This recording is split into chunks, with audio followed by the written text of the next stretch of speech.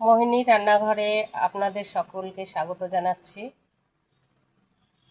আজকে আমি রান্না করব মাছের তেল। তেল রান্না করতে আমার লাগবে বেশ কিছু পেঁয়াজ কুচি, ছোট দুটো টমেটো কুচি, কাঁচা লঙ্কা চিড়ে নিয়েছি, আর আমি দেব এই যে কি বলুন তো, এটা হচ্ছে কাঁঠালের বীজ। কাঁঠালের বীজ আমি 4 খণ্ড করে কেটে নিয়েছি। কাঁঠালের বীজে একটু নুন মাখিয়ে নিচ্ছি। কড়াইতে দিচ্ছি তেল, সর্ষের তেল।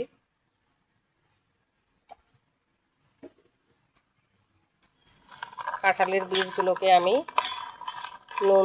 একটু নুন দিয়ে মাখিয়ে নিলাম। তেল গরম হয়ে গেছে, এতে আমি বীজগুলো ছেড়ে দিচ্ছি।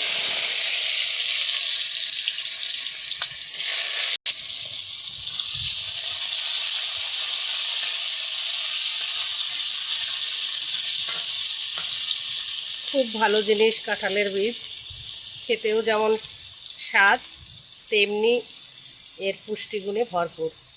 কাঁঠালের বীজটা কি সুন্দর লাল, একদম লাল করে করে ভেজে নিলাম। এবারে তুলে দেবো আমি।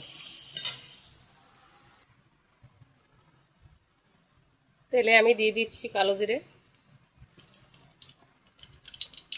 কুচানো পেঁয়াজগুলো দিয়ে দেবো। পেঁয়াজ, টমেটো, কাঁচা লঙ্কা একসাথে দেবো।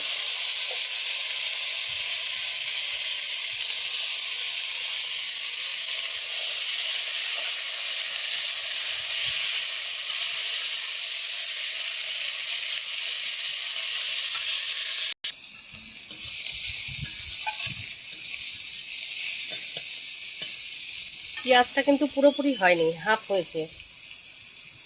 এখন আমি এই মাছের তেলগুলো দিয়ে দেবো।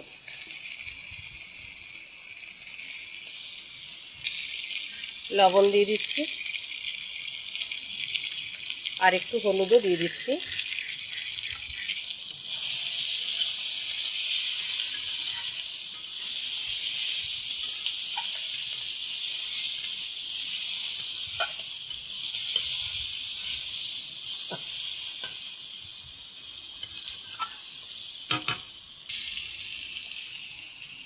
এখন আমি ঢেকে দেবো নাকি।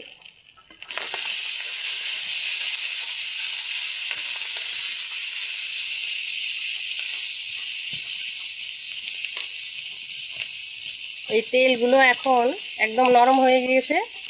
এবারে আমি খুন্তি দিয়ে কেটে কেটে দিচ্ছি।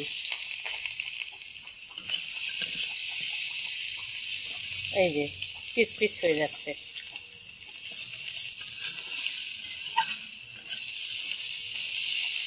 তেল রান্না করতে গেলে অল্প তেল দিতে হয়, একদমই অল্প, কেন এর মধ্যে তাই তেল উঠে যায়, মাছের যে তেলটা। আজকে তেলের ভাগটা একটু কমই ছিল, তাই জন্য আমি একটুখানি বেশি দিয়েছি তেল। এতটা তেলও কিন্তু আমি দিই না অন্যান্য দিন। এই যে সুন্দর ভাজা হয়ে গেছে।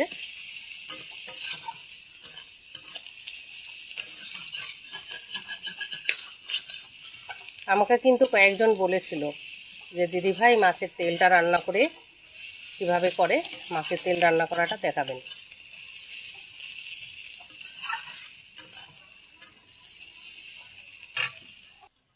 এই যে শেষে আমার যে কাঁঠালের বীজ, কি সুন্দর দেখুন। এই কাঁঠালের বীজ আমি দিয়ে দিচ্ছি। যেটুকু তেল আছে এই কাঁঠালের বীজে টেনে নেবে।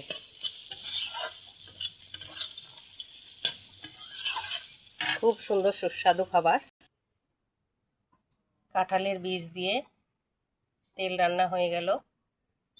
তোমাদেরকে অনেক অনেক শুভেচ্ছা জানাচ্ছি ধৈর্য ধরে ভিডিওটি দেখার জন্য। সামনে আরও ছোটোখাটো ভিডিও নিয়ে, রান্নার ভিডিও নিয়ে দেখা হবে।